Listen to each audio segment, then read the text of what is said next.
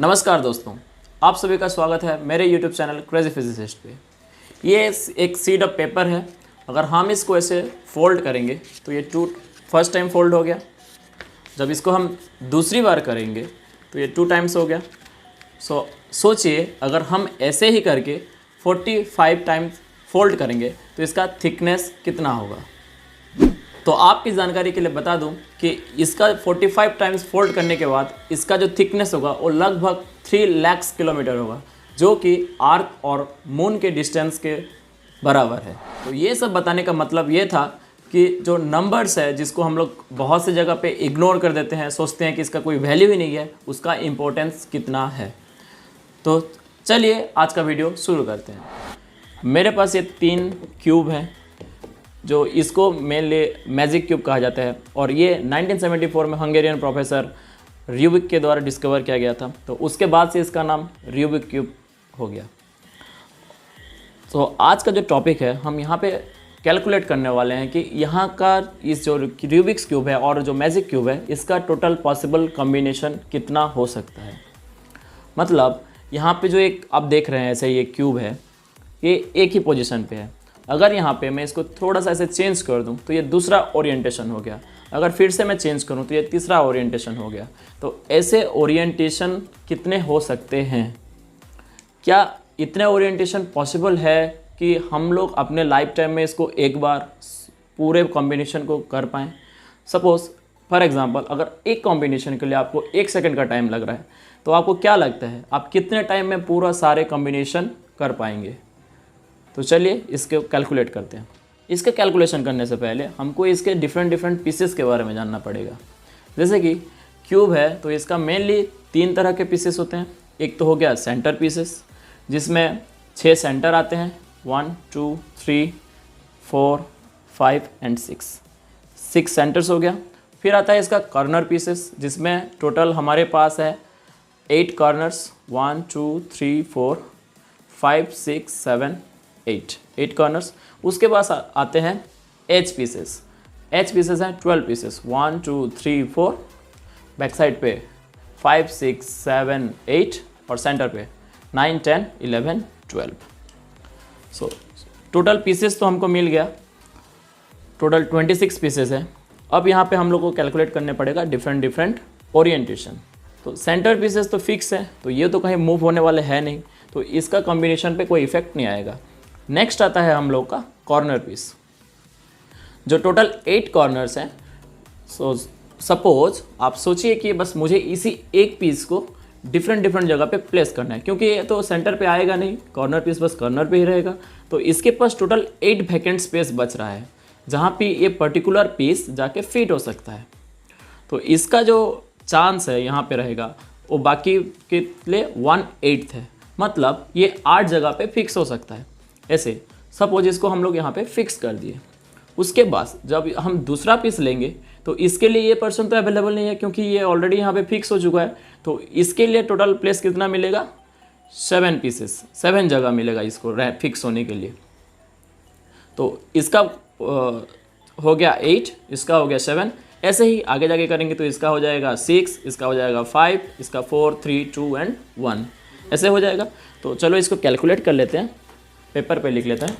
तो टोटल इसका जो हो गया कॉर्नर पीस, इसका हो जाएगा 8 times 7 times 6 times 5 times 4 times 3 times 2 times 1। इसको हम मैथमेटिकल लैंग्वेज में बोलते हैं 8 फैक्टोरियल। तो ये हो गया टोटल कॉर्नर पीस का।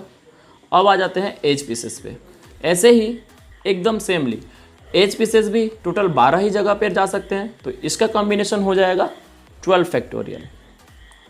और जो सेंटर है वो तो कहीं पे जा नहीं रहे, तो उसका कोई कैलकुलेशन पे इफेक्ट पड़ेगा ही नहीं। ओके, तो हमारा जो टोटल हो गया कॉम्बिनेशन वो हो सकता है 12 फैक्टोरियल इंटू 8 फैक्टोरियल, इतना होना चाहिए। लेकिन क्या है, जब हम कॉर्नर की बात करते हैं तो यहाँ पे हम इसको ट्विस्ट भी कर सकते हैं।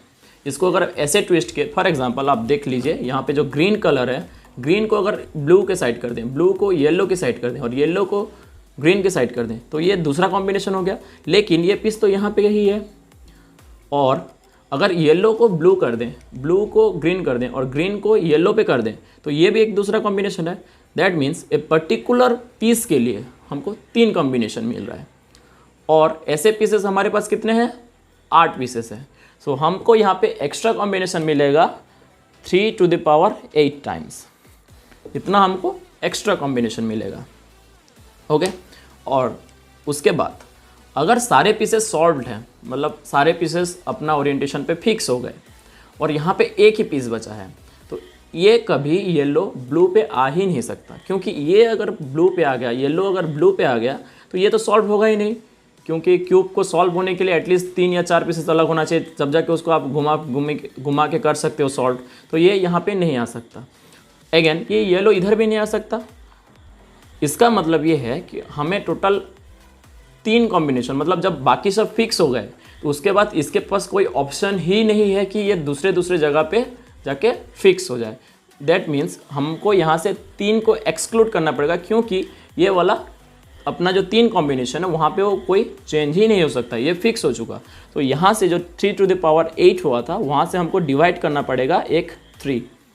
अगेन 2 पीसेस जो हैं, जब बाकी सारे पीसेस सॉल्व्ड हैं तो ये 2 पीसेस हैं जो अपने आप में कभी ट्विस्ट नहीं हो सकते, मतलब चेंज नहीं हो सकते, क्योंकि अगर ये यहाँ पे आ गया और ये यहाँ पे आ गया तो ये क्यूब कभी सॉल्व होगा ही नहीं। मतलब जब आप घुमाओगे तो ऐसा कभी भी नहीं मिलेगा कि ये पीस यहाँ पे है, ये पीस यहाँ पे है और बाकी सारे सॉल्व्ड हैं। तो ये वाला जो कॉम्बिनेशन हो गया, ये तो 2 कॉम्बिनेशन हो गया, तो इसको भी हमको कैलकुलेशन से हटाना पड़ेगा। तो अगेन एक डिवाइड कर देते हैं 2 को। तो हमारा जो टोटल कॉम्बिनेशन मिल गया फॉर कॉर्नर्स के लिए जो मिल गया वो हो गया 8 factorial into 3 to the power 8 और डिवाइडेड बाय 3 और डिवाइडेड बाय 2, इतना हो गया टोटल कॉर्नर के लिए। अब आते हैं एच पीसेस पे। एच पीसेस पे हम लोग कैलकुलेट किए थे टोटल 12 फैक्टोरियल, और साथ में सेम चीज़ यहाँ पे जैसे हम लोग किए थे, इसको 2 बार घुमाने से लिए इसके लिए 3 फैक्टर ज़्यादा आ रहा था, ऐसे ही अगर हम इसको घुमाएंगे येलो और ब्लू जो है कलर, अगर हम इसको सेम पीस सेम जगह पे रहेगा, लेकिन हो सकता है येलो ब्लू के साइड पे हो और ब्लू येलो के साइड पे हो, तो उसके लिए यहाँ पे हमको एक्स्ट्रा ऐड करना पड़ेगा 2 एक पर्टिकुलर पीस के लिए। और ऐसे पीसेस कितने हैं हमारे पास, 12 पीसेस हैं। दैट मीन्स हमको एक्स्ट्रा वहाँ पे फैक्टर मिलेगा 2 to the power 12 का। अगेन ऐसा हो सकता है जब सारे पीसेस सॉल्व हो जाए तो वहाँ पे ये 2 पीसेस ऐसा है कि ये दोनों अपना पोजीशन कभी चेंज ही नहीं कर पाएंगे, क्योंकि अगर ये दोनों अपना पोजीशन चेंज कर दिए तो बाकी क्यूब कभी सॉल्व हो नहीं पाएगा। इसलिए हमको यहाँ से एक्सक्लूड करना पड़ेगा एक 2 का फैक्टर। दैट मीन्स ये वाला पीस कभी यहाँ पे नहीं आ सकता, ये वाला यहाँ पे नहीं जा सकता, जबकि बाकी सारे सॉल्व हो। ये जो अब मैं बता रहा हूँ ये बस बाकी सारे जब सॉल्व हो तब के केस में है। तो यहाँ पे हमको एक एक्सक्लूड करना पड़ेगा 2, तो यहाँ पे हम लोग डिवाइड कर देते हैं 2। सो हमारा अपना सारा नंबर्स जो है वो मिल चुका है। अब हमें कैलकुलेट करना है कि टोटल कितना होगा। सो यहाँ पे कैलकुलेट करते हैं 8 factorials into 3 to the power 8 into 12 factorial into 2 to the power 12 और डिवाइड करते हैं 3 इंटू 2 इंटू 2 को।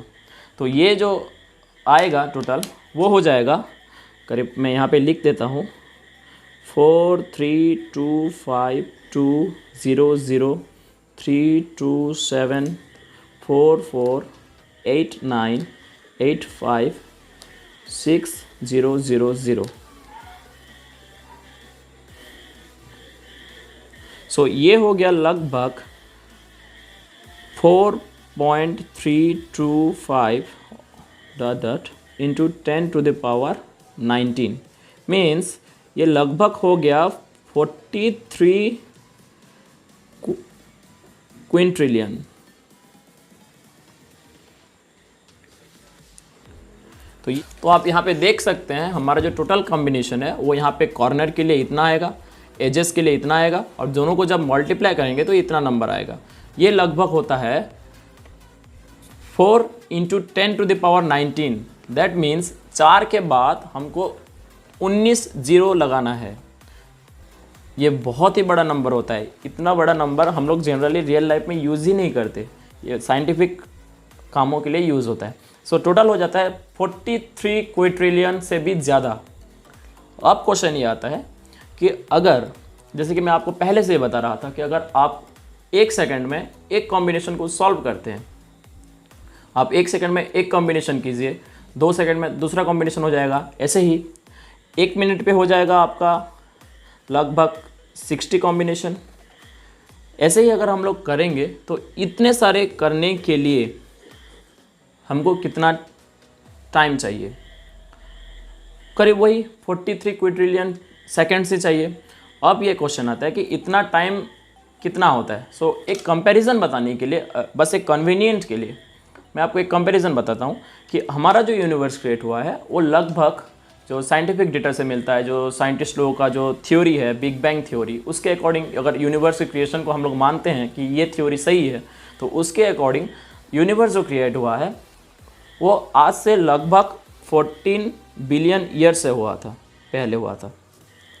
एग्जैक्ट नंबर नहीं है 14 बिलियन, ये समथिंग 13.8 बिलियन ईयर्स होता है लगभग, ऐसे ही कुछ, बट हम लोग कन्वीनियंट के हिसाब से 14 बिलियन ले लेते हैं।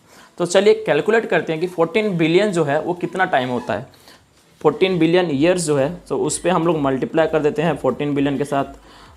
पर ईयर पे 365 डेज इंटू पर डे पे टोटल हो गया 24 आवर्स इंटू पर आवर पे हो गया 60 मिनट्स एंड पर मिनट हो गया 60 सेकेंड्स। तो इतना ज़्यादा नंबर हो गया। अब इसको कैलकुलेट करेंगे तो ये आएगा लगभग 4.415 इंटू 10⁻17। आप देख लीजिए जो कैलकुलेशन है, यहाँ पे जो नंबर है आप देख सकते हैं कि ये जो हम लोग कैलकुलेट किए हैं एज ऑफ द यूनिवर्स वो लगभग होता है 4.415 इंटू 10⁻17 सेकेंड्स। इसका मतलब ये है हमारे जो पहले नंबर मिला था वो 10⁻19 के था, अभी जो नंबर मिला है वो 10⁻17 है। और इन दोनों को अगर हम लोग डिवाइड करें, इनका रेशियो निकालेंगे तो निकलेगा 1:100।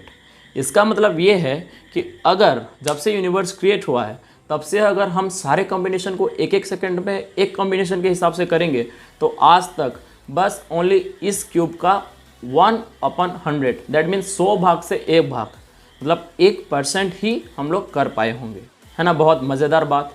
ऐसे ही मज़ेदार वीडियो के लिए आप मेरे चैनल पे बने रहिए, लाइक कीजिए, शेयर कीजिए, सब्सक्राइब कीजिए चैनल को, ताकि आपको फर्दर वीडियो मिल सके। और अभी पैंडेमिक के सिचुएशन पे आप लोग घर पे रहिए, सेफ रहिए, सतर्क रहिए। Good bye.